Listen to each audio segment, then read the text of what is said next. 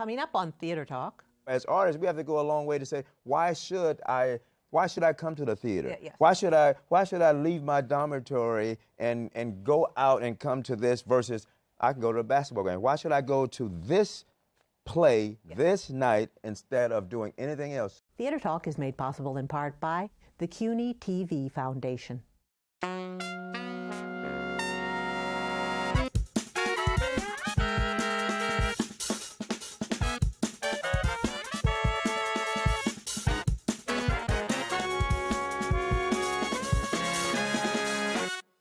From New York City, this is Theater Talk. I'm Susan Haskins. And I'm Michael Riedel of the New York Post. Now, Susan, one of our favorite musicals of all time is Hedwig and the Angry Inch, which is, I think, going into its second year on Broadway.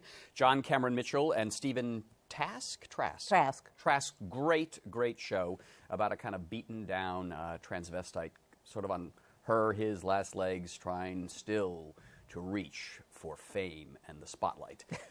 It has a brand new cast, and we are delighted to be joined by Taye Diggs, who is stepping into the not really high heels. Would you say it's not kinky boots? What are the shoes? Those heels are high. They're not unhigh. High and platformed. That's right. Are you in training for those now? I will be. I will be very soon. Stepping into those high heels with Yes. with her boyfriend. Girlfriend from Berlin, being played by Rebecca Naomi Jones, who's actually been in the show for a little bit. So you're I sort have. of, I've been in it for paving 2 the way. months now. What's the character again you play? I forget. Yitzhak. Yitzhak, right. Welcome both to Theater Talk. I have it in my notes that Yitzhak is to be referred to as he. Yes, Yitzhak is Hedwig's husband. Yes. And Hedwig is she. So there we have it. Yes, thank you. Yeah, well, yes. Excuse Wanna me for bring not you being up up to on my date. transgenderism, Susan. That's all right. Hey, it's the still time. adjusting. Get with it. Bruce, I know, I'm behind. We'll be patient with you. All right, so, Taye, you're jumping on the high heels. Does drag come naturally to you? Drag, I don't know. I don't know so much about drag. I never, made a habit of trying on my mom's clothes. No, I mean, because, some people have. Also, kids who want to be actors when they're growing up. Sure, Play dress up all the time. Never did that. But I do have a flaming homosexual somewhere inside of me because, you play the right song, and it can be the right time of night. Hello, the darling. Right amount of alcohol. And Yes, it's the alcohol. It can be fun. I would think. You could hit Maurice Crisis at 4 a.m. You know what I mean? I like to turn it up a little bit. So I'll be using some of those moves, hopefully, in a couple of weeks. And now, Naomi, you dress up as a little boy when you were a cute little girl? Oh, no, I did not. I loved dresses. No. Yeah. You were Little Mermaid, Little Princess? Oh, sure. I mean, all the little princessy things you could possibly find. And, any, Halloween or, I was the kid who, wanted to go to tennis lessons so that I could wear the tennis skirt, Sure. Or wanted to, at 1 year, it was like, Mom, I want to be in figure skating. I just wanted to wear the outfit, So what did they do to audition you for Yitzhak? You have to lower your voice? Yeah, you definitely have to lower your voice. Mm-hmm. When I was called in, I had done American Idiot with Michael. Yes, Mann, I remember. The director. Yeah. And I wasn't originally called in for the auditions because I'm black. And Yitzhak is from Croatia. And I think they were trying to go more traditional for the original cast for Broadway because it's already a sort of wild and wacky show. Well, and they had it Neil was Patrick Harris, and they wanted and they wanted to make sure it was something Middle that European was gonna reality work. a lot, yeah. Exactly. So, but Michael called me just right a couple of days before the final callbacks and was just like, we weren't going to see you, but I just keep feeling curious about what you would bring to this role. So would you mind coming in? And I was like, of course I wouldn't mind. I loved this musical so much.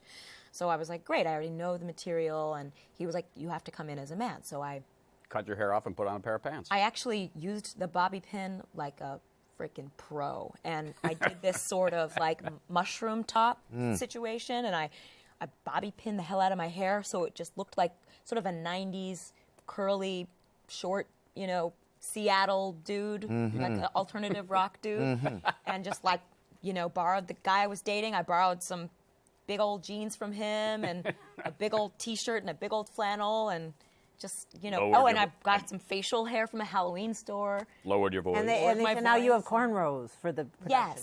Yes. So what I love is that now that I've replaced Lena Hall, who had a really cool sort of greaser look, James Dean kind of James thing, Dean yeah. type wig for her look. I love that when I walked into the theater, nobody was under the assumption that I should just do like a plug and play situation and just be Lena's replacement. You know, they were like, let's work with this actor. And so our amazing hair designer, Mike Potter, was like, I think we should give you cornrows, and sort of modeled me after that character Leroy from Fame. Oh, yeah. Isn't that a great idea? And so I've got this great. Now that you are the first African American coupling in Hedwig Team. and John Cameron Brown. Mitchell. All right. Yes. John Cameron Mitchell is Watermelon Mitchell's writing you new cornbread. material. I'm cutting you off, and you're the star. I'm cutting you off. Excuse me. Yeah, No, stop but you're the talking. star. Susan. No one wants to But- look at you. They want to look at them. And may I go on all to look at say, each other. yes, and may I go on to say, now I'm going to may. put you on the spot, Taye. As you plumb the soul of this character, what is Hedwig's problem? Why is Hedwig such an unhappy soul? There's something to do with identity, self-love. I think the core is right there, you know. And once, you know, if that area, you know, of your development is stunted, it can affect a whole bunch of other areas, which I think is what you see. Well, you know what Harvey Fierstein says? If you found the shoes, you found the character. So once you get those I mean, yeah, that's I can be pretty external. Yeah, those once I literally once I walk in those heels. Here's a tip: stretch out your calves. Yeah. Here, I gotta ice my knees, and because I like to move, so You're on stage, I think, almost the entire almost the entire time. entire show. And I know John Cameron Mitchell, when he stepped into it, yes. I saw him the other night at the Tony Awards, and he's been doing nothing since he left the show. Yeah. Except sleeping. Yeah, and he resting. said that show when he originally did it caused him. I hope I'm saying this correctly. To not, he stopped acting for a while after Yeah. the show. He said it was so draining. When did you guys see the original production, and were you fans of the show from the beginning I when it was down did. in the 90s? And You I probably didn't. weren't born yet. Oh, yeah, right. I was born. She was born. 7. Yeah. 7, yes. No. Your parents would not have let you anywhere near that show when you were 7. Oh no, darling. no, please. My parents were artists. They were cool. Right. I think I just was like, The Jungle Gym. Hanging no. It was like I think I was a senior in high school. Oh, for real? Yes. Oh, that's legit. Yeah. And legit. I think I was totally aware of it. I remember like seeing the poster, seeing the program from it, Yeah. and being like, this looks like something I would love so much. But So- somehow I missed it. You know, I was like hanging out with I my saw friends. Tony winner Michael Cerveris in That's that part. awesome. Did you He see was it when it awesome. was down at the original production? Yes. I mean, that was the best. I always thought that was a great theater for it because you really felt this broken down performer is It's a broken down theater. in a broken down theater. Right. Crazy. Yeah, when you I saw was- it then, did you I think? was freaked out. But did you was ever freaked think out. you could do that? But did you think this apart? I mean, I didn't even consider it. So when did you consider it? When I saw Neil Patrick Harris, that was when I thought, this could be something that I could, you know, sink my teeth in. But I never once thought that they would, you know, have that foresight or be that liberal in their casting. They're rewriting it for you, reconceiving it for you. I don't know. We'll see. I is- don't. Well, John I Cameron mean, was always they're up adding for- topical yes. jokes and references Yeah, and all that I kind know of that stuff. they're, you know, they're very open to, you know, each Hedwig adding, you know, her own kind of stank on it. So Yeah. Are the tattoos yours or are they for Hedwig? these are, I mean, these aren't real. I just did this for Penn.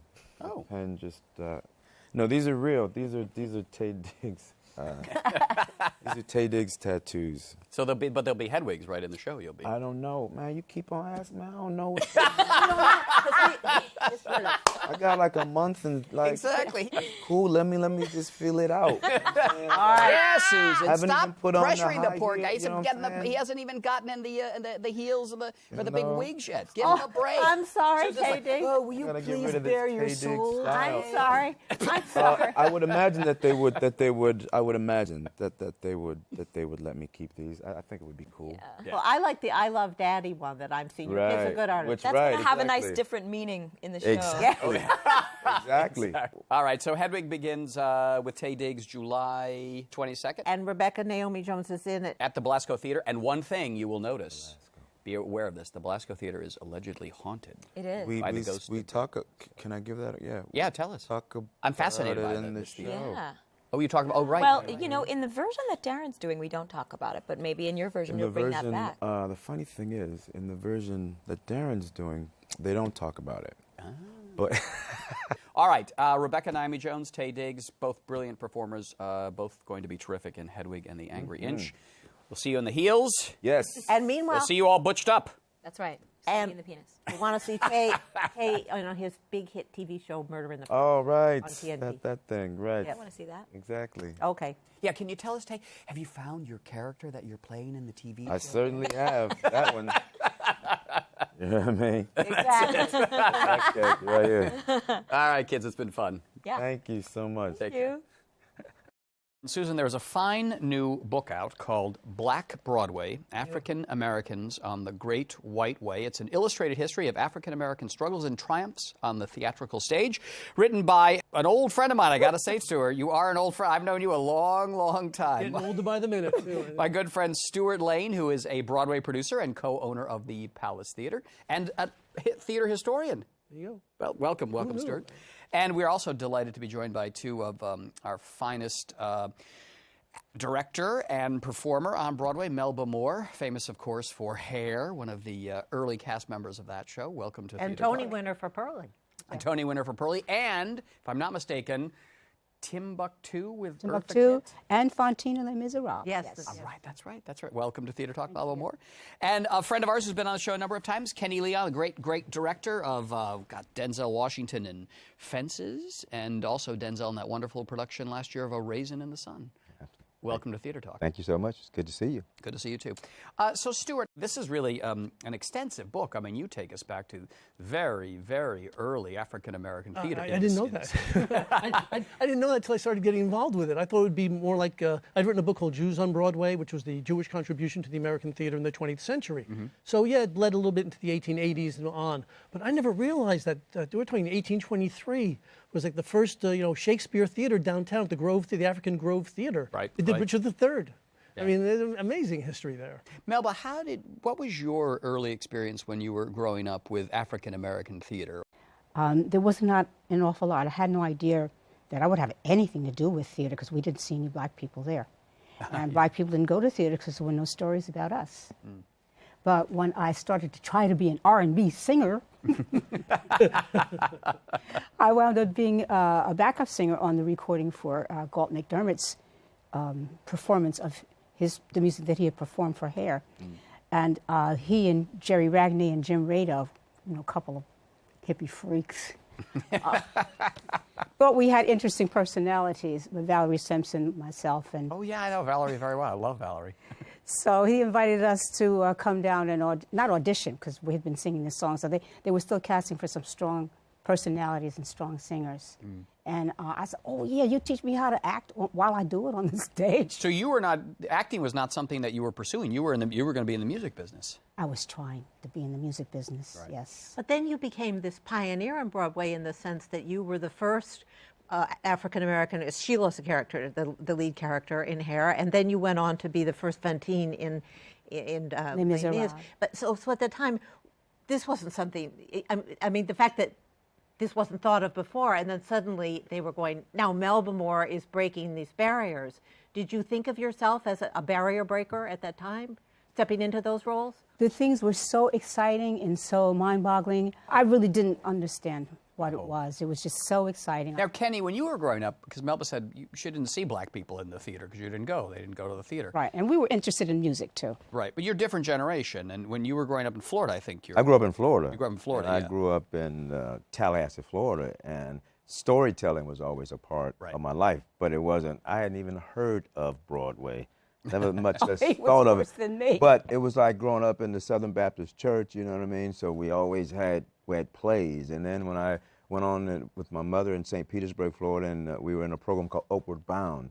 that sort of prepared you for college. And me and Angela Bassett were in this program together. So since 9th grade, every Saturday we would like do these plays and, you know, and see the power of theater. Then I went to college in Atlanta, Georgia, and ran into people like Samuel L. Jackson and Spike Lee, and you know, it was almost like a Harlem Renaissance, you know, or post Harlem Renaissance, because, you know, they didn't know 10, 15 years from then that they would be famous and great and doing stories. And I was a political science major, so I had no idea I was going to end up, you know, doing 11 Broadway shows now. But the idea was, I love storytelling. You know, I find that there's still challenges to getting everybody's story on stage, getting everybody's story on the Great White Way.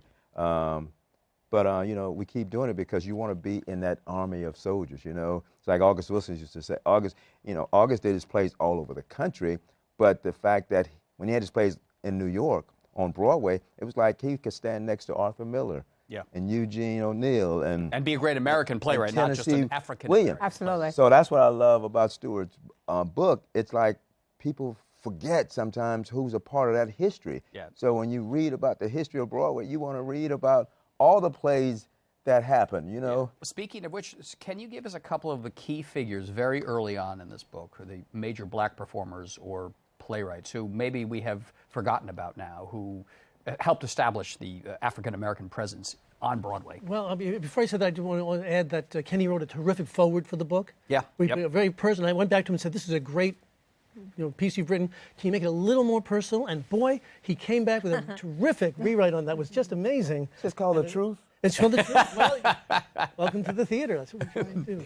But yeah, some of the early African-American writers, directors, performers, who we may have forgotten, who are central in Well, in the story. Gilpin, who did the Emperor Jones, was like his milk and butter. Like the Count of Monte Cristo was James Tyrone's summer thing that he would do. This was for Gilpin. It was a world. I think Paul Robeson, doing his showboat, and who was driven out of the country and driven out of. I mean, that it was not an easy. Josephine Baker found her audience outside New York. Yeah, not an easy birth for a lot of these people. It's called America. Yeah.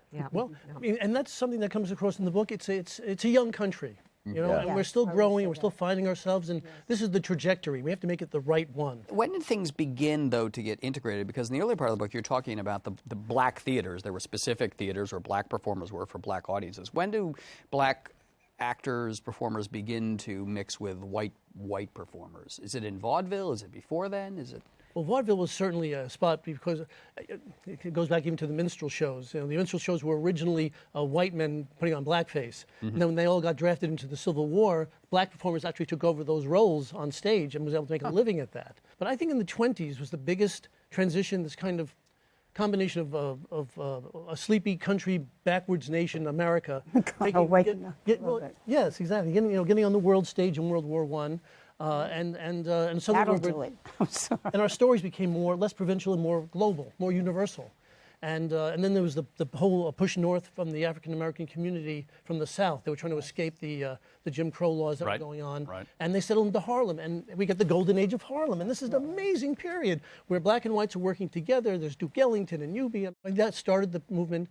And then it gets better in the late 50s and 60s when Broadway really starts to open up to interracial casting. Joe Papp. Yeah, Joe Papp is a key figure because Joe Papp was colorblind before they were even talking about being colorblind, I think. Well, I wouldn't call Joe Papp colorblind. I would call him a genius, a visionary, and he saw everybody and embraced and included everybody. And that's why I like what Oscar Eustace is still continuing to do that. You know what I mean? That brand that Joe put there. Melba, when you were just beginning as an actress, were there a lot of African Americans trying to make it on Broadway, or were there were a lot trying to make it? We didn't see them because there was nothing for them. Right. When the League puts out its annual figures, it still seems to be, everyone always uses the phrase, the Great White Way. I mean, it is still predominantly white people. And there's some concerted effort within the community. The Broadway League, for instance, makes an effort to get not only a more interracial audience on stage as well as backstage. I love being in the Broadway community. I love my fellow directors. I love the producers. I love being in this community. But I don't think we should kid ourselves that we're doing that we're doing great on all levels. I think that the kind of stories we tell and the stories that we include, I think we can go further in terms of our diversity and what we do. I mean, it's, for instance, I mean, years ago, there were way more plays than there are musicals. Now there are more musicals. Yeah. And also there are more plays coming from England now, intact. and less plays created. They're not homegrown in America on the that's American very stage, funny. you know. So you got all that. So I think we got all those challenges, and I think we can do all of that and still make all the money, but still explore what does it take to get a more diverse audience. What does it really take to get a more plays by if a other more Americans? diverse audience you know? can't pay for the seats. Yeah, but That's the but thing you know, Okay. Go ahead. But Hurry up. I think we have to, with the way America is moving, it's not about, I know folks are going to say it is about the money, but not entirely. Because every night you can only get 1,400 people in those seats anyway. And most producers make an effort to get, student rush tickets or some kind of group tickets early on. I know parents who would pay $200 for kids' sneakers. Exactly. Yes. And they're going to outgrow Money's those there. shoes. So it's really And that's about the about the value and what you think is That's right. important. So as artists, we have to go a long way to say, why should I come to the theater? Yeah, yes. Why should I leave my dormitory and go out and come to this versus I can go to a basketball game? Why should I go to this play this night instead of doing anything else? Well, I mean, look, we've got a show coming, Hamilton, which is Great show. blending of all sorts of ethnicities, and if that doesn't attract a multicultural audience, I don't know what is going to on Broadway. But Michael, it's also who we invite. You can do that show and it's representative of the entire population. But if you don't make an effort to invite everybody and to go to where everybody receives information. Go out to them. The black community receives information in a different way than the Latino community, than the Native American, than the gay community. So make more of a concerted effort, not just to get the easy money or the quick money or the money that's been premium price seats, or the money that's been going here for 300 years, but the people who haven't, how can they do the people that? haven't been invited. Well, they you got to have make done up. You it. got to change your marketing strategy. You have to go out there. If that means like there's a group, I mean, people may not want to do this, but there are groups in Alabama, from black churches who want to come here every year, and but sometimes they find out about it. The show is over or done or the seats are gone. Your Raisin in the Sun, it was a sold-out show. It was a terrific performance. And because of the new way of thinking of theater in terms of creativity and interracial, the Trip to Bountiful, what an amazing production. Well, we And can go further. All I'm saying. Well, you're going to go. I'll give It's you going one to go example. further. I think Just in terms of you have to have just theater. having You gotta have it, like because there's some water and amazing air. So it's going to producers. go. Amazing producers on it, but we can get more creative in what we do. Hamilton is a good example of that's being creative. What Lin-Manuel, that's great. But there are people like Lynn Nottage, incredible writer. Yeah. Not one play on Broadway yet. Not yet. Ruined. Yeah. There's amazing writers in this country who we're not really You know who we don't have supporting enough and of? getting up. You know what's going to be good for Broadway is your live production in December of The Wiz. Yes. Because you're going to have a great cast. It's going to be seen by millions of people, and it'll probably turn a whole generation of not only African-American kids, but all sorts of kids onto doing musicals.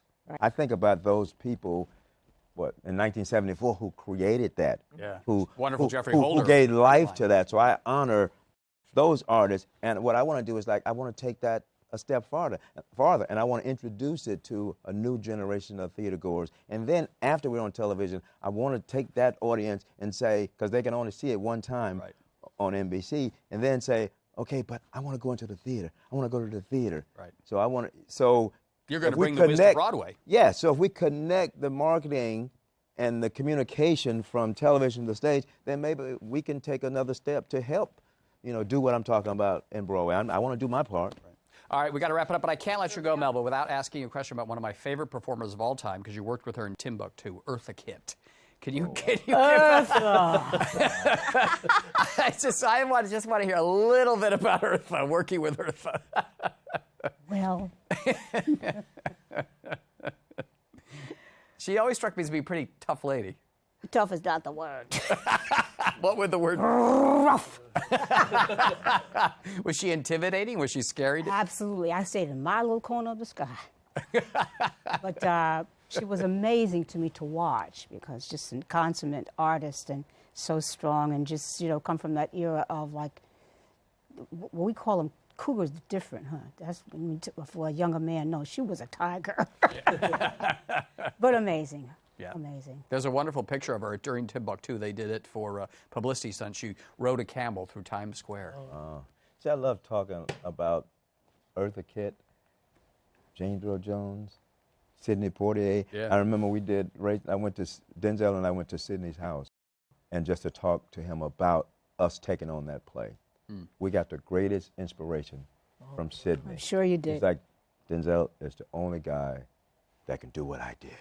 But he's such a beautiful man, 89 years old now, and He's a great friend now. Because I understand he kind of... They make it possible for us to do. That's why that history that you put out is so important. All right, the book is Black Broadway, African Americans on the Great White Way by Stewart Lane. Thank you for being our guest on Theater Talk, Stewart.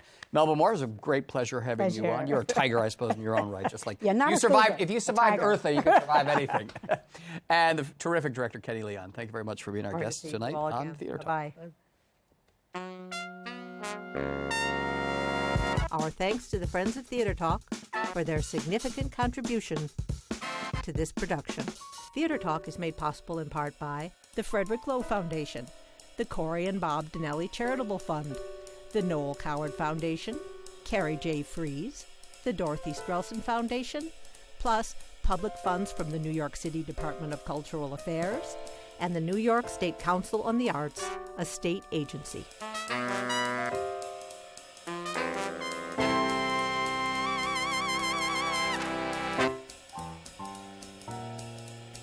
We welcome your questions or comments for Theater Talk. Thank you and good night.